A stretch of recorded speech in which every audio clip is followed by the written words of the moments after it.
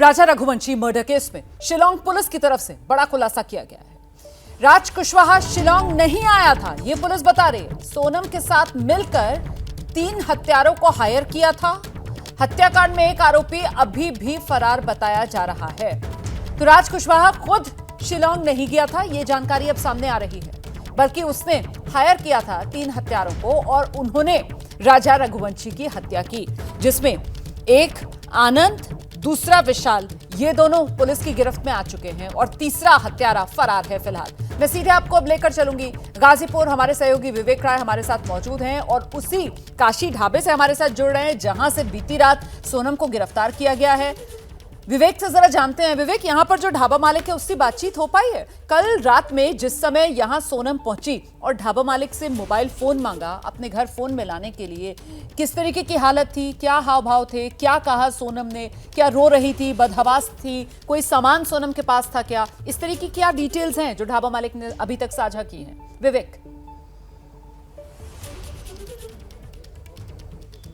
देखिए, बिल्कुल ढाबा मालिक अभी थोड़ी देर पहले ही यहाँ से उनका 10 मिनट का एक मूवमेंट है, वो जैसे ही हम यहाँ पहुँचे तो वो फ़िलहाल अभी नहीं मिले, लेकिन ये है कि 10-15 मिनट के अंदर वो यहाँ आ जाएंगे तो उनसे जानकारियाँ हम लेंगे। पर एक बार मौके की स्थिति क्या है वो हम अपने दर्शकों को दिखा दें।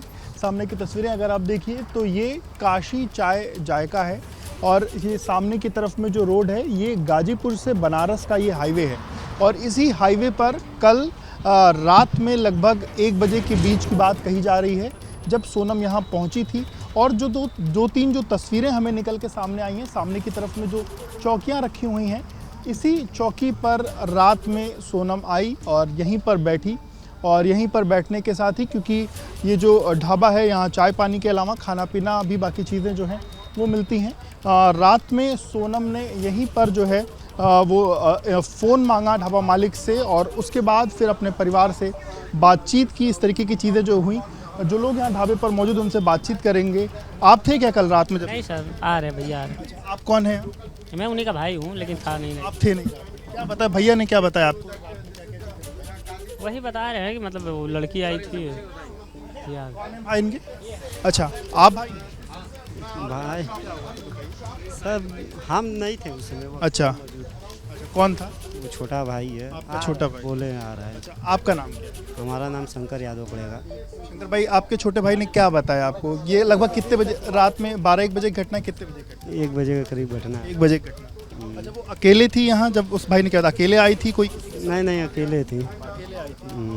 और अकेले आके सबसे पहले फ़ोन ही मांगा या खाने पीने की कुछ डिमांड करी?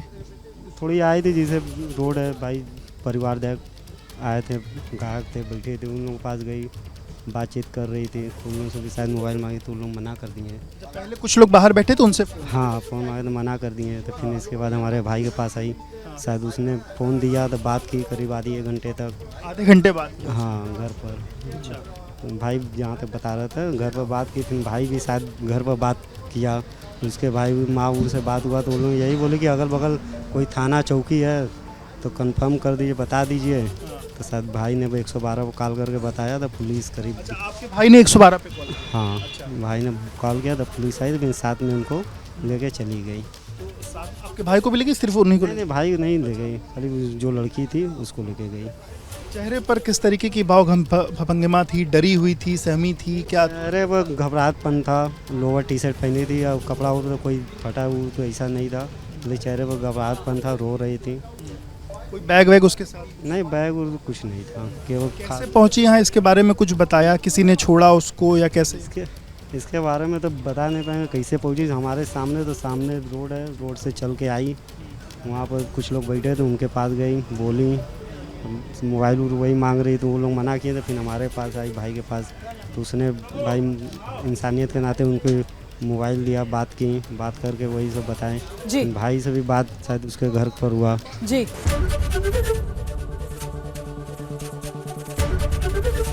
एबीपी गंगा, खबर आपकी, जुबान आपकी।